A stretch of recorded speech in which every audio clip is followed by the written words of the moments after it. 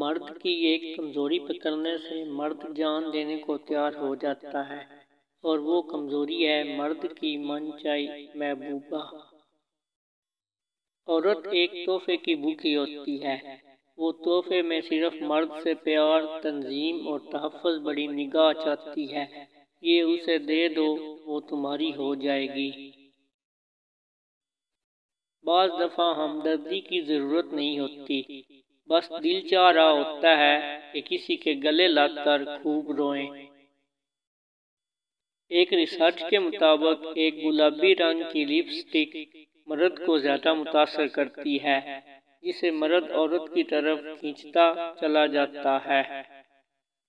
بہت کچھ کھو دینے کے بعد ہمیں یاد آتا ہے کہ آخر ہماری بھی کوئی سیلف ریسپیکٹ تھی، اور پھر افسوس یہ ہمیں تب یاد آتا ہے کہ جب ہم دوسروں کے ہاتھوں کھلونا بن کر ٹوٹ چکے ہوتے ہیں۔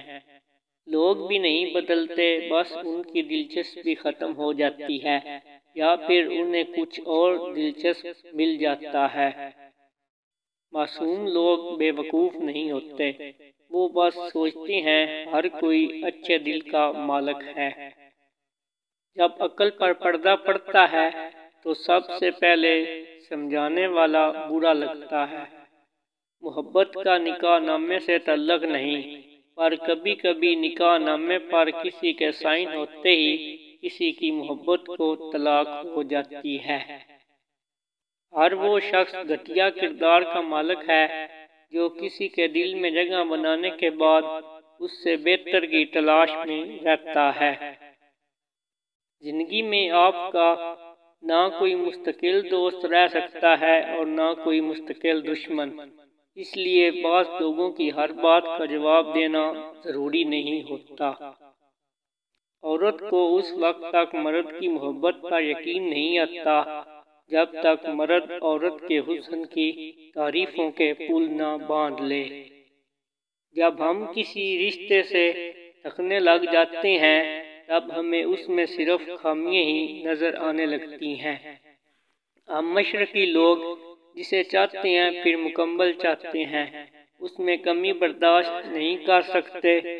یا تو سارا ہمارا ہو یا صاف انکار کرنے والا ہو۔